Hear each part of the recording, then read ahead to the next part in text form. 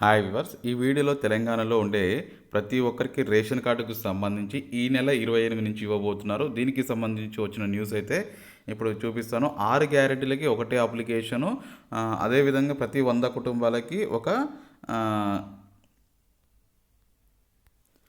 Counter అయితే పెట్టబోతున్నారు. అదేవిధంగా ration కార్డుకి సంబంధించి అప్లై చేసుకోవాలంటే ఈ నెల 28 మార్నింగ్ నుంచి అప్లై అయితే చేసుకోవచ్చు. దానికి సంబంధించి వచ్చిన న్యూస్ అయితే ఇప్పుడు మీకు చూపిస్తాను.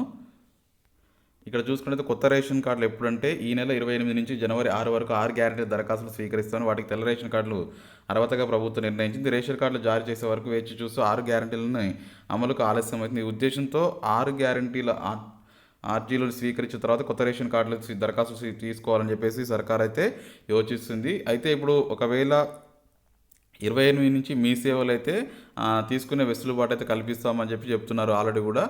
ఇప్పుడు మనకి 28 నుంచి ఆన్లైన్లో అప్లై చేసుకోవచ్చు. కాకపోతే ఈ గ్యారంటీలు ఒక పక్కన నడుస్తూనే మరో పక్కన రేషన్ కార్డులు ఇస్తారు. రేషన్ కార్డు తీసుకున్న తర్వాత మళ్ళీ నెక్స్ట్ విడతలో ఈ రేషన్ కార్డులు పొందిన వారు నెక్స్ట్ విడతలో, అంటే మీరు ఒకే విడతలో కంప్లీట్ చేయలేము, విడతల వారీగా మేము ఈ యొక్క ప్రాసెస్ని కంప్లీట్ చేస్తామని చెప్తున్నారు.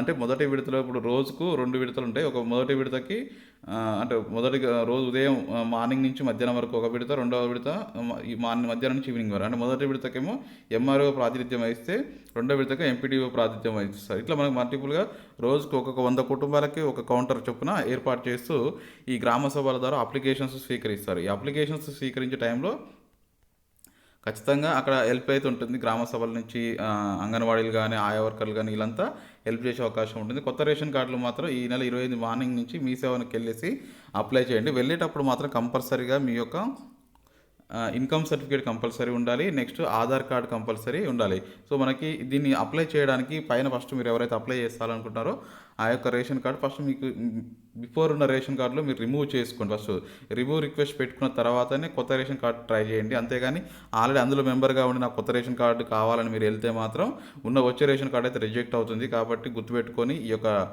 ప్రయోగం అయితే చేయండి. అంతే తప్ప డైరెక్ట్ మీరు వెళ్ళి పాత రేషన్ కార్డు రిమూవ్ చేయకుండా కొత్త రేషన్ కార్డు యాడ్ చేయడం ఇట్లాంటివి చేయకండి. మనకి మీ సేవలోకి వెళ్తే మనకు పోర్టల్ ఫుడ్ సెక్యూరిటీ కార్డ్స్ అని ఉంటాయి. అందులోకి వెళ్తే అప్లికేషన్ ఫామ్ ఉంటుంది. అది ఫిల్ చేసి మీరు అప్లై చేస్తే మనకి అప్రూవ్ రాగానే మీకు మెసేజ్ వస్తుంది, వెళ్ళి డౌన్లోడ్ చేసుకోవచ్చు అండి. ఇది మొత్తానికైతే రేషన్ కార్డులకు సంబంధించిన ఇన్ఫర్మేషన్. ప్రతి ఒక్కరు లైక్, సబ్స్క్రైబ్, షేర్ చేయండి. డౌట్ ఉంటే అడగండి.